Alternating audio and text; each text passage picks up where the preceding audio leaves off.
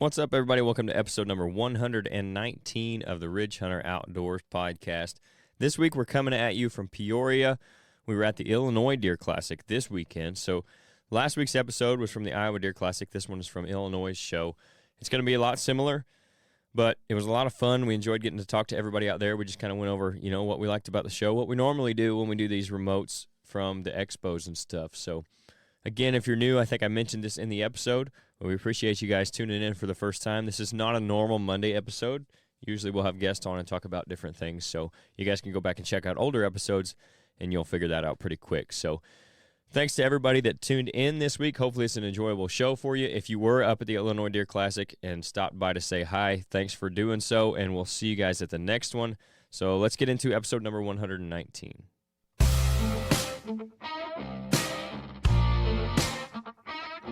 This is the Ridge Hunter Outdoors podcast.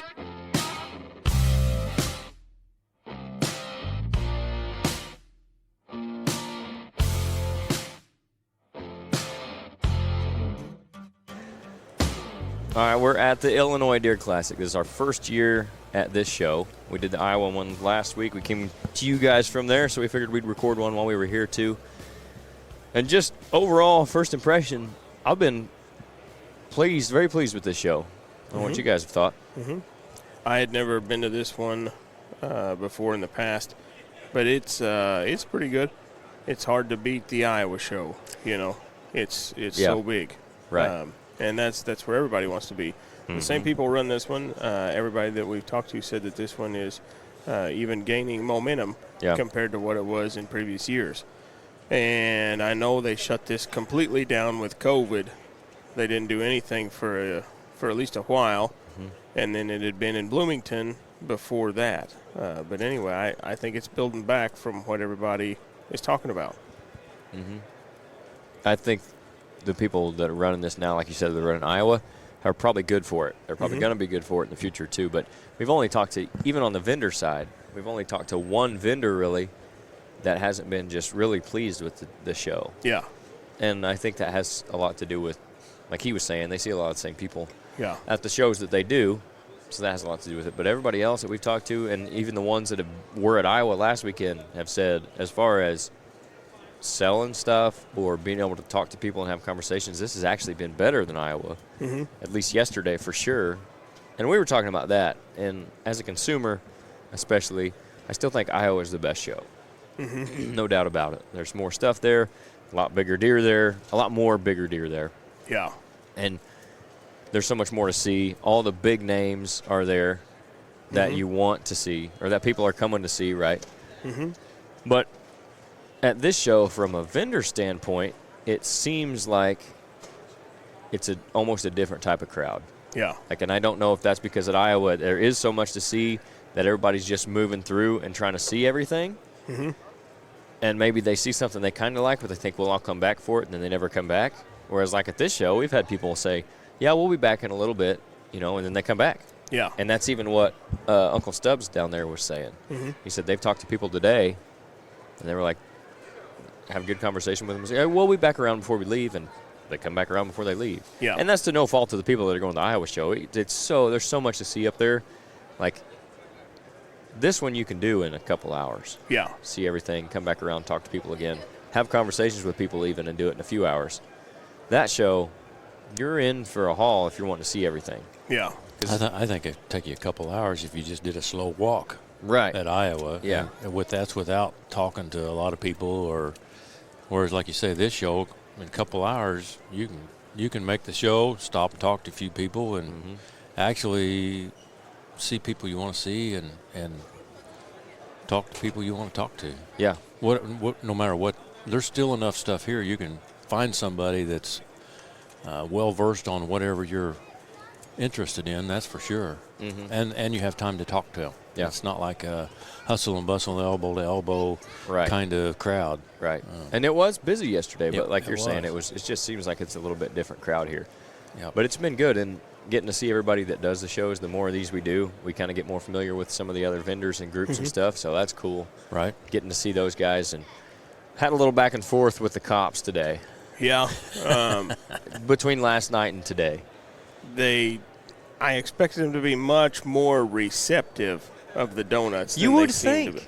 I mean, all I was doing is we were going to go out to eat with them. We found out that the Peoria Rivermen were playing right next door. We kind of like hockey, so we thought we'd go watch the hockey game. So I bailed on dinner with them. So I thought it's only right I buy them something nice. What can you buy nicer for a cop than a box of donuts? correct. 100%. You know, Right. I figured they could surely find their own coffee. You know, they could find their way around for that. Well, at least they know somebody that could find it. Yeah, exactly. Yeah, like they know a guy who knows where he's at. Right, right. Probably have to ask for directions. But anyway, I thought we'd buy them some donuts, you know, little peace offering. Mm-hmm. What happens? But we come back to our booth this morning and it's wrapped up in caution tape. Yep. Police line, do not Do not cross. cross. Yeah. I was almost scared to come in the booth, really. We had it was somewhat of a ransom note. That's exactly what I would call it. We were concerned, but it did say, just letting you guys know the scene is safe from your heroes. Yeah. Thanks to your heroes. Which I don't understand because are they really anybody's hero? The fireman always gets the girl, That's what right? I mean, that's in my experience. I don't know. Anyway, but they. I'm staying out of this because we may get a ticket getting out of the park. I don't know. This won't go out till tomorrow. Oh, okay. Then give them heck. I assume roughly the time that they were wrapping our booth in caution tape, we were over there kind of checking their stuff out, and I did go ahead and turn their blue flashing light on for them early before they got there. You need people to see their booth. Yeah. Well, yeah, Right. we didn't want people to walk by and miss them. Yeah. Absolutely not. Doing them solid. Early advertising. Exactly. You got vendors walking around before the show. They want to see.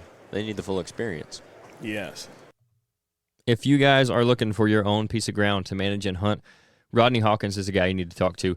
He grew up hunting and fishing in Southern Illinois, and he's now putting that love for the outdoors into selling recreational properties as a land specialist with Midwest Farm and Land. Midwest Farm and Land isn't your average real estate company.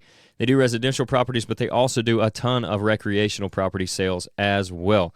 Rodney himself sold over $7 million worth of properties last year alone. They've got agents like him all over Illinois, so they're really a local company with a national reach. For more info on them, what might be available, or even getting your property listed if you're looking to get rid of one and maybe get into something else, you can contact Rodney directly at 618-925-3153, and he'll get you taken care of. He's also got his own company called RHO Outdoors that currently has products from Radix Hunting, Tacticam trail cameras, Camo Dust, and he's adding new stuff all the time. So if you're interested in any of that, go over to their Facebook page, RG Outdoors. Email them at rgoutdoors@yahoo.com. Or again, just call Rodney directly at 618-925-3153.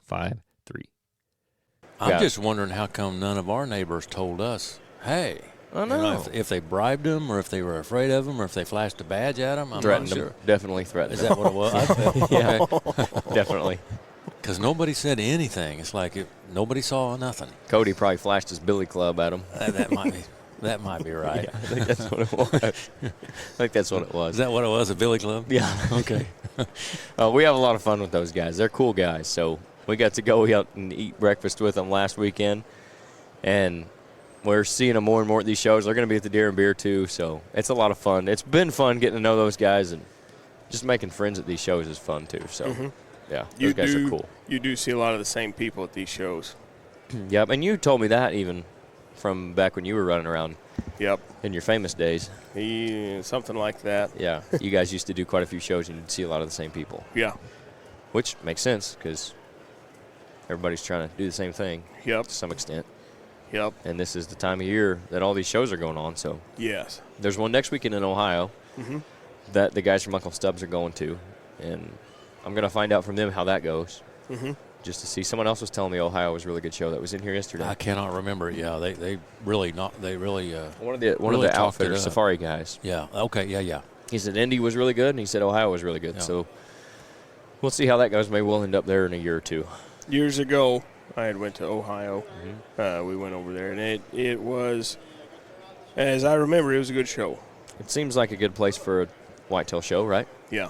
15 years ago, they were all big. Yeah. You know, internet was taken off, of course, but it's not like it is now. Right. So there that definitely was still lots of stuff to be seen firsthand, new where you couldn't necessarily see it anywhere else. And had to go to the show to get the show special versus being able to get a special Yes. on the internet kind of thing. Yeah. Yes. Yeah, definitely. But this, again, just circling back, this has been a really good show, I think. Mm-hmm. And I think we'll put it on the rotation. As long as it stays this way, I think it's on the upswing. Mm-hmm. So it'll be good. And then, of course, we'll do the deer and beer in the fall. But we checked out the antler display here. And obviously it's not Iowa, but there were some nice deer over there. Some good-looking mounts and some very nice antlers. So not as many 200-inch deer as there are at Iowa. No. But you're not going to find What is that there, a small anywhere. handful here?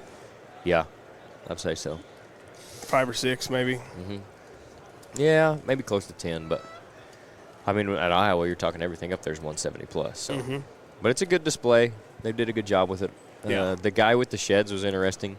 Yep. He's got 6 years worth of that buck, assuming the first year is that deer. And he's got 5 years that's definitely for sure the same buck, right? Oh, yeah. And he kind of had a story on that from the last one he found was 2004, 20 years Right. ago. And then one of his buddies had a picture of the deer they'd found dead, right? He couldn't Almost go. all but dead. Yeah. Yeah. Yeah. It was within 2 miles of where the sheds had all been found. So he was confident that it was that buck. And it sure, the way he described it, it sure probably was him. And something that was interesting about that deer is as you tracked his age, because he knew that whatever age he started at, doesn't really know.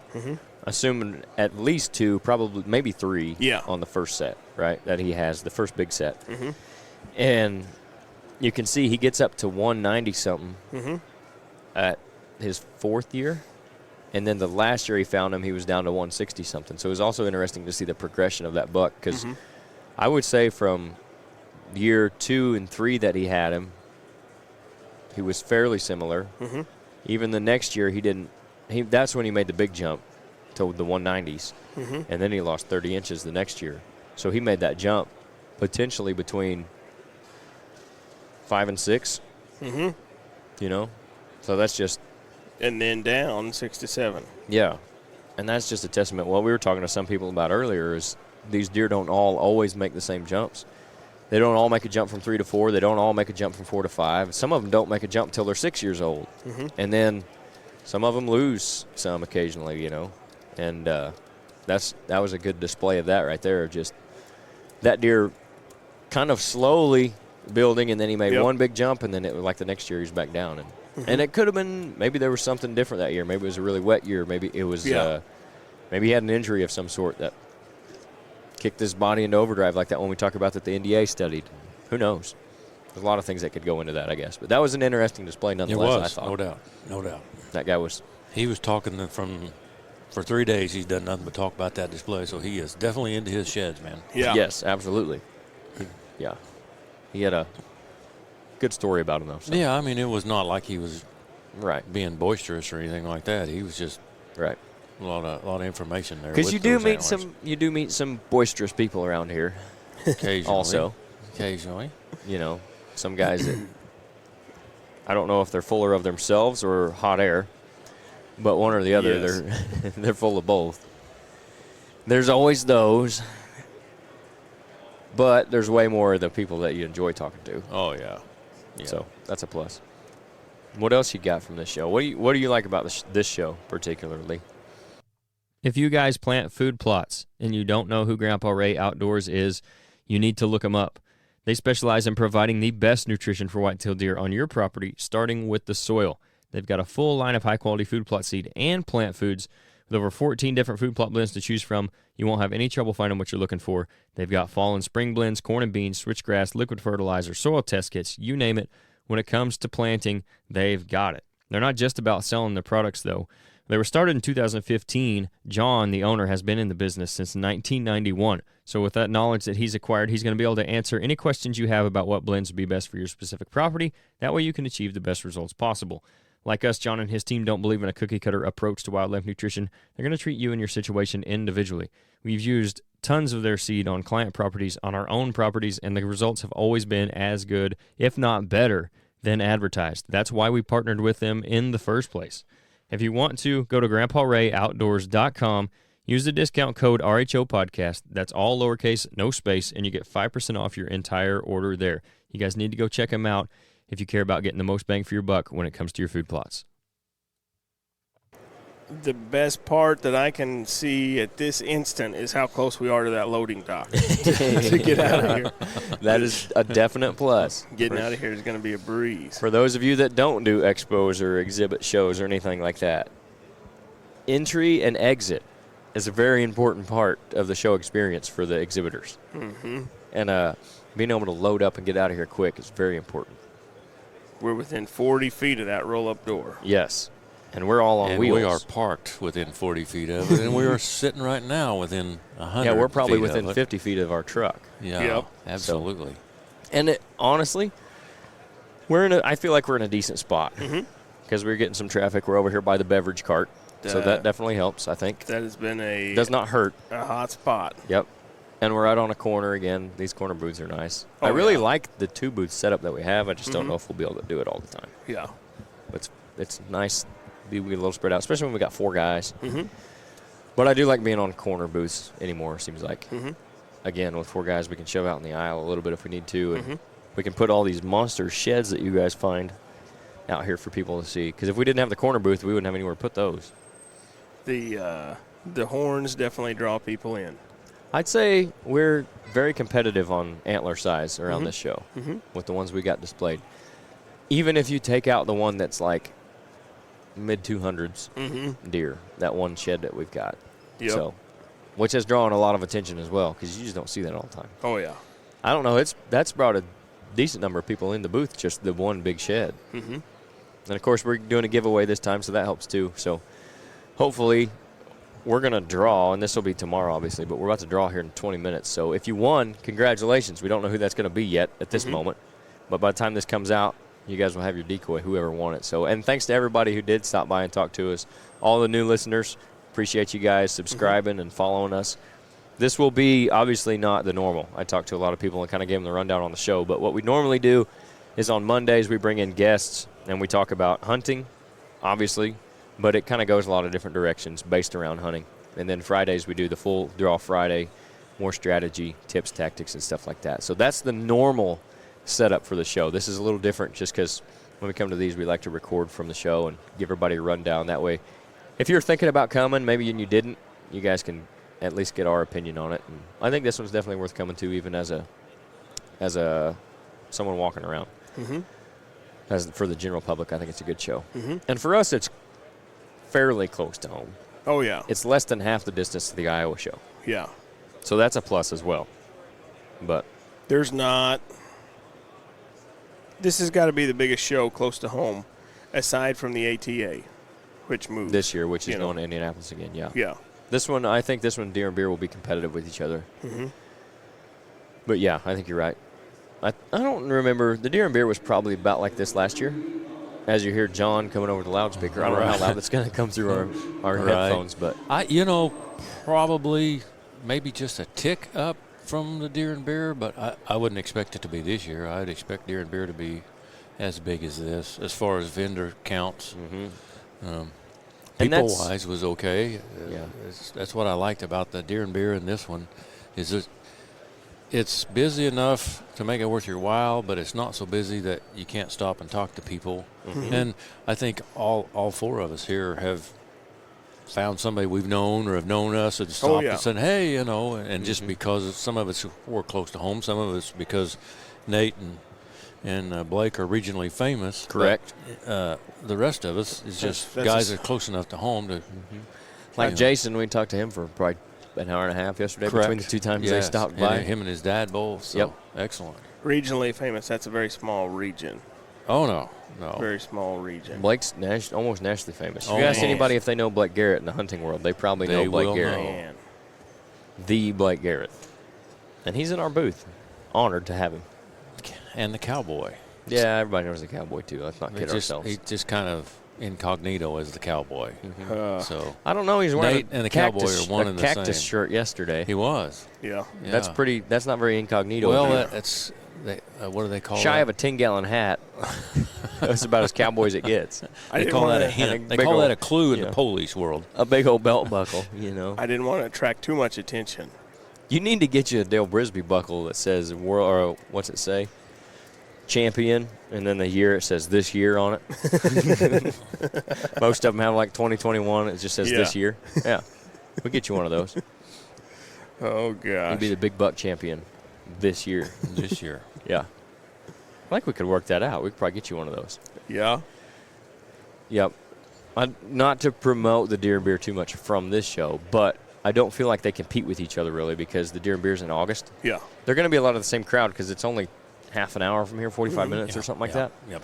But even if you guys come to this show, go check that one out too because I think it's going to be really good this year. He's got big names.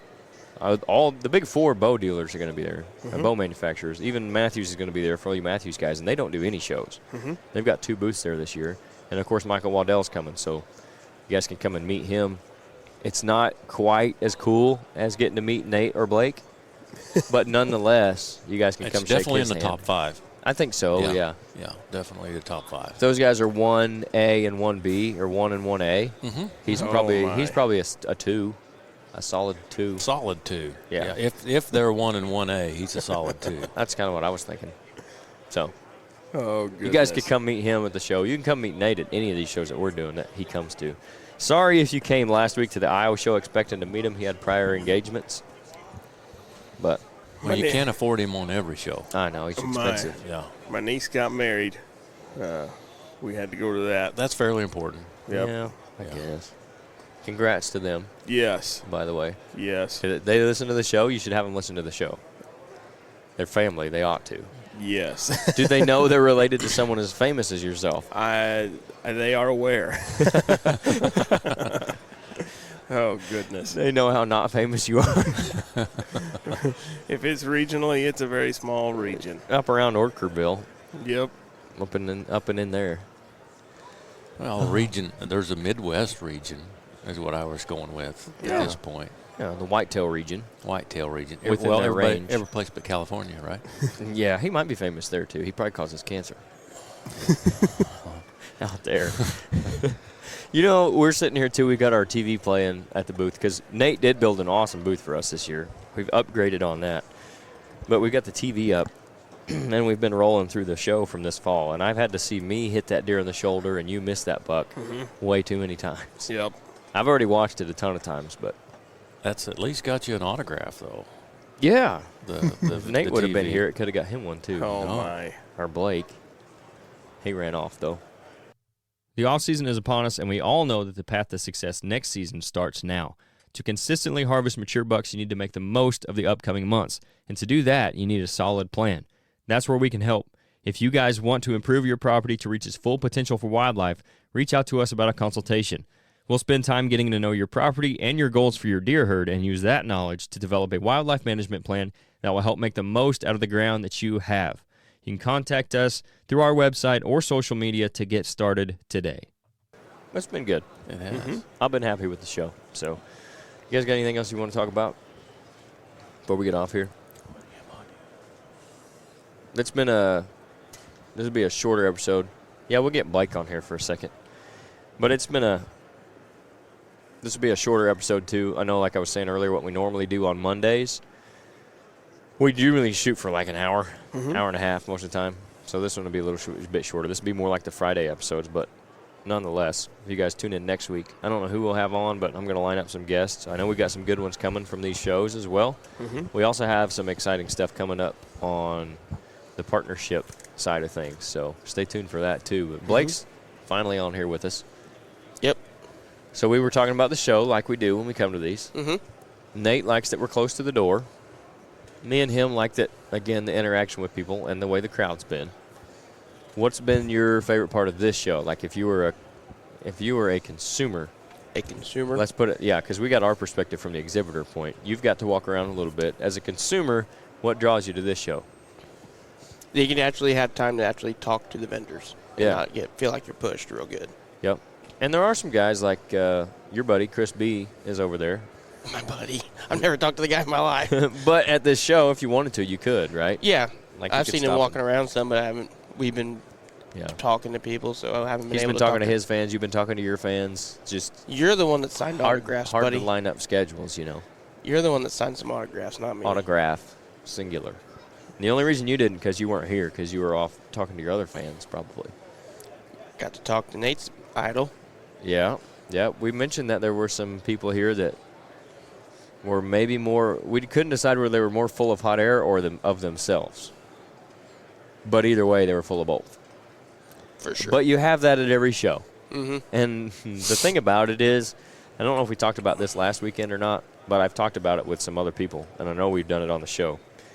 Everybody kind of in the industry knows who those people are, if they're notable, you know.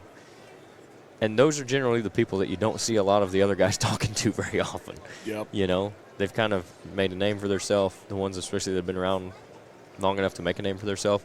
Everybody kind of knows the ones, and you can ask them about them, and they'll, like the guys we're cool with, they'll tell us, you know. It's not seeing people that have recognized us. Yeah, that's always fun, too. Like, not because it shows that us going to these shows and stuff, like, it's paying off. Yeah, you know, and we do see some familiar faces even just from these shows, but like every time we go, it seems like there's 2 or 3 more people. Oh yeah, I've listened to you guys, or I watch you guys, so that's cool. That's always cool. And to get to meet those people that do watch us, because, you know, I don't know what they think of us on YouTube, but hopefully we can make a better impression if it's a bad one on the camera.